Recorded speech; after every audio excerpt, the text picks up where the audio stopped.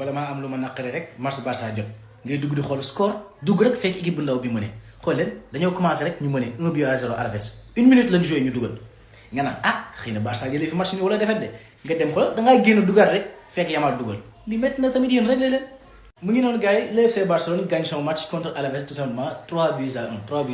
avec un but de Lamine Yamal ak un doublé de Dani Olmo rien à dire un doublé de Dani Olmo yéen a ma gën a xam Olmo gars yi dañ koy xas mais yenn saa yi mu ñëw daal di dugalal gars yi quoi mu ngi noonu gars yi 3-1 pour le FC Barcelone rien à dire match maîtrisé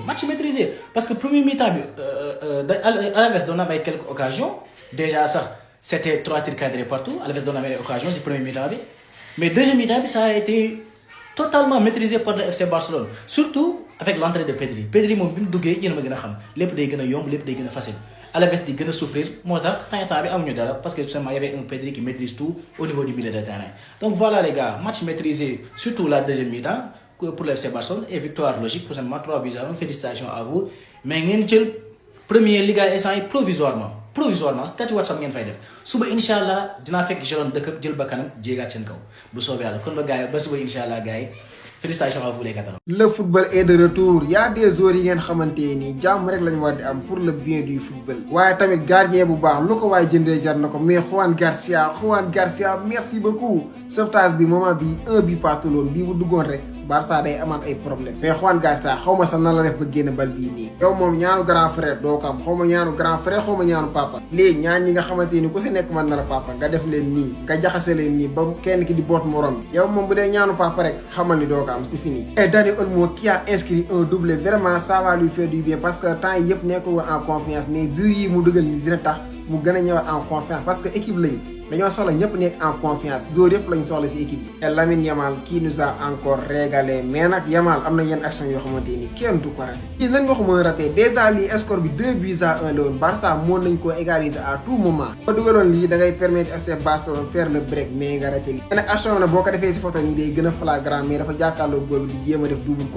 contact bu gaaw nu muy enchaîner affaire rek dóor bal ba la si photo bi. mais dribble bi sax bu ko neexoon bañ ko faa fekk jàkkaarloo bu ko neexoon passe bal bi passe camp bal bi dugg déjà. mais lii daal wóorul di ko raté lii wóorul de. voilà les gars une victoire très importante parce que permettre na FC Barcelone nekk gum premier di xaar Real Madrid jouer di leen ñaanoon ñu def faux pas bu ko defee ñun ñu conserver suñu première place. Alaves nag moo njëkkoon dugal mais FC Barcelone dafa réagir avant mi-temps mu remonté ko 2-1 ñëw deuxième mi-temps inscrit le 3e but du match ñu door Alaves 3-1 félicitations à l'équipe chapeau à l'équipe. moom moo manqué woon ci puzzle bi c'était la pièce qui manquait au puzzle. FC Barcelone le retour de Rafinha fait beaucoup de bien. Je ne vais pas parler du score, du moins si score et tout, détail non. Mais ce que je veux noter, moi, que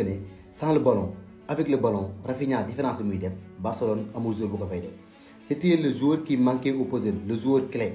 Maintenant, on peut parler de Lamine Yamal, Massi, Mouidef, incroyable, et aussi, ils ont commencé à défendre, des doubles parfois, pas des et tout. Mais l'absence de Rafinha au FC Barcelone, je pense que c'est une dinguerie. Ça vous absenter, ça se voit, ça se remarque. Et quand il est présent aussi, ça se voit, ça se remarque. Aujourd'hui, l'FC Barcelone, je ne vais pas parler de résultats, je vais parler d'autres, mais performance de Rafinha en premier mi-temps, Rafinha ne doit pas manquer au FC Barcelone. C'est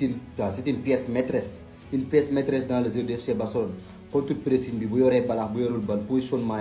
Donc vraiment, c'est un joueur qui manquait au FC Barcelone. Et heureusement qu'il est de retour à temps parce que le FC Barcelone a besoin d'une équipe forte et d'une équipe où les joueurs sont tous disponibles. lii la nanagu FC Barcelone naan cey Barça cey Catalan yi ak ñoo bëgg FC Barcelone gars yi lii lu xeera la lii lu am solo la tey Barcelone moo doon jouer équipe bi nga xamante ni moom la ñuy woowee Alaves faaw ñu def benn xeetu débriefing mais balaa boobu dama bëgg képp kuy Catalan rek képp koo xamante ni yow Catalan nga rek nga wan ma ko ci commentaire yi nga manifesté wu nga célébrer ma lii nga xamante ne moo nekk victoire FC Barcelone bi Barça moo doon fêté ses 129 ans dafa nekk loo xamante ne lu xeera la ñu ñëw ci li ngeen xamante ni moo nekk débriefing. Je pense que tout d'abord ci Lamine Yamal lay commencer Yamal mooy joueur boo xamante ne nii bu tey doxul suba day dox Yamal mooy koo xamante ni mënoo koo xas éternellement moo tax Yamal lu ngeen ma gaaw a dégg may yëkkati sama Lamine di wax ci moom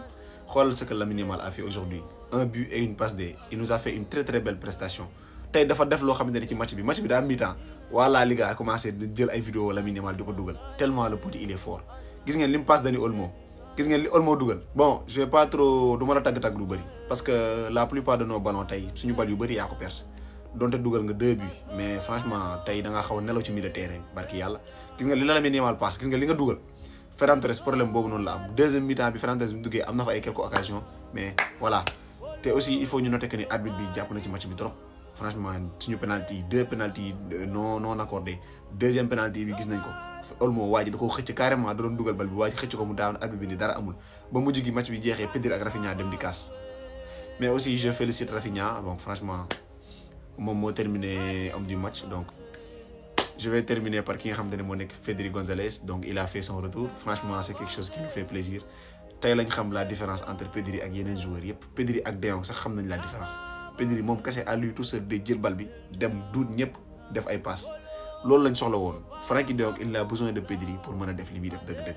franchement Pedri bi mu duggee ci terrain bi damaa gis ay supporters Real di dugal statut naan Pedri il est trop fort barki alxuraanu karim ay supporters Real ñoo xamante ne ni dañoo objectif ñoo xamante ni ay effet de fin taxul ñuy wax franchement félicitations à tous les Catalans. dëkkandooy Olmo xam na dara léegi wala xam-xam ba tey xamul dara vi nga yéen benn match bu jeex rek ngeen di jour xamul dara voilà Barça gagne 3-1 match bien maîtrisé voilà match bu neex quand même match bu neex Alaves n'a pas démérité Alaves premier mi-temps bi mais incroyable mais Alaves dafa mën football non man en fait du équipe ndaw yi léegi biir Liga bu ñu dee tasee ak Barça parce que boobu ngay am chance su seetaan leen en fait mais ils déroulent bien leur jeu Alaves aujourd'hui dans le sortie de balle quand ils ont le ballon dañuy refuser sànni ko pour Barça récupérer ko et c'est extraordinaire parce que xam na ne bu ñu dikkee sànni bal Barça récupérer te dañ leen sëb ils préfèrent ressortir de derrière les gars derrière te dañ ko doon réussir à merveille di génne bal bi génne bu rafet boo xamante ni non c'était tellement plaisant à voir non juste extraordinaire Barça aussi ils ont retrouvé leur jeu ils ont retrouvé leur Rafinha parce que Rafinha aujourd'hui ngeen xam nga la mooy différence Rafinha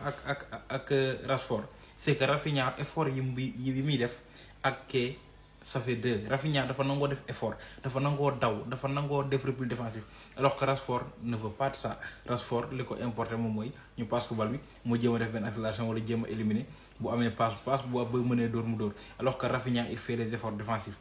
Rafinha il prend de la vitesse te dès que mu jël vitesse pour nga jàpp ko day jafe et il sait aussi éliminer